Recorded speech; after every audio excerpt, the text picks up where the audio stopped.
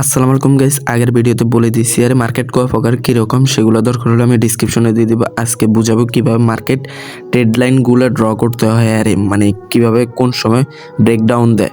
এবার করে আগে আমি একটা মার্কেট ড্র করে নিই। আপ ট্রেন্ডের মার্কেট ড্র করব, আস্তে আস্তে আপ ডাউন সাইড বাইজ মার্কেট বুঝাবো আরে। আপ ট্রেন্ডের মার্কেট তুমি সাপোর্ট রেজিস্ট্যান্স ড্র করতে হবে, এটা নিয়ে একটা ভিডিও দেবে, সেটা দেখে নিতে পারবা।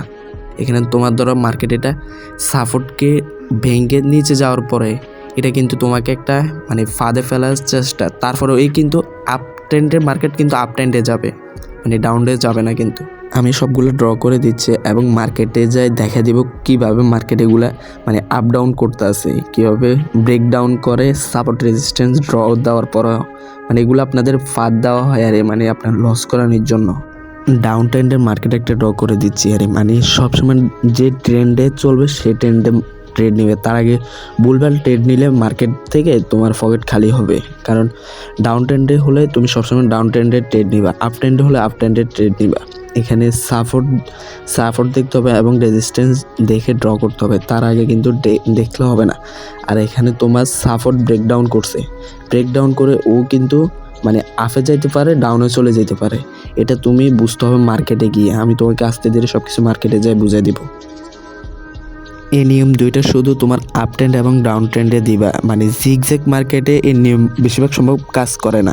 এখন যেটা পাইছি এটা কিছু সময়ের জন্য আপ ট্রেন্ডে মার্কেট ছিল, আমি ড্র করে দেখাই। মানে এটা হচ্ছে তোমার সাপোর্ট এবং উর্ফে যেটা আছে সেটা তোমার রেজিস্ট্যান্সও ড্র করি, সাপোর্টও ড্র করে দেখাই। আমার এখানে ড্রগুলো একটু বেশ কম হয়েছে, আপনারা ট্রেড লাইন দিয়েও ড্র করতে পারেন। আর আমি আপনাদেরকে সহজে বোঝানোর জন্য দেখাই দিই। এখানে একবার রেজিস্ট্যান্স হয়েছে মার্কেট, এখানে আমাদের কয়েকবার আপ ডাউন হয়েছে এই সাপোর্ট রেজিস্ট্যান্সের মাধ্যমে। তারপর একবার ব্রেকডাউন হয়েছে, ব্রেকডাউন হয়ে আবার আপে গেছে, কিন্তু অনেকে যারা আছে তারা সেল করে দিল। আবারই আমি দেখা দিচ্ছি, এখানে আবার একটা ড্র করছে, এখানে হচ্ছে একটা সাপোর্ট, এটা রেজিস্ট্যান্স, আর একটা সাপোর্ট একটা রেজিস্ট্যান্স দুইবার হয়েছে। এখানে রেজিস্ট্যান্স একটা দিস, সাপোর্ট একটা দিস। এখানে কিন্তু ব্রেকডাউন করছে, আপ ট্রেন্ডে কিন্তু ব্রেকডাউন করে যারা সেল করে দিলে কিন্তু ওনাদের লস, যারা লং টার্মে সেল করে তাদের লস কিন্তু। তারপর কিন্তু আবার এটা আপ ট্রেন্ডে চলে গেছে, মানে যেভাবে দেখেছি সেম সেভাবে। এটা হচ্ছে আবার ডাউন ট্রেন্ডের মার্কেট। এখানে ডাউন ট্রেন্ডের মার্কেটটা দেখুন, মানে তোমার একটা হচ্ছে রেজিস্ট্যান্স একটা সাপোর্ট, একটা রেজিস্ট্যান্স একটা সাপোর্ট, কিন্তু এটা আবার আপ ট্রেন্ডে গেছে।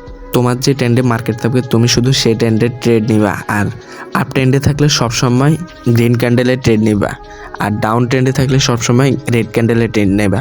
মানে আপ ডাউন এরকম আগে ট্রেড বোঝা লাগবে, ট্রেন্ড লাইন না বুঝলে তুমি ট্রেড নিলে তোমার লস হবে।